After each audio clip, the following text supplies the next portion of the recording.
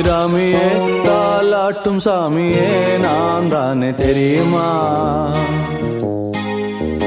சிவகாமியே சிவனில் நீயும் பாதியே அதுவும் உனக்கு புரியுமா?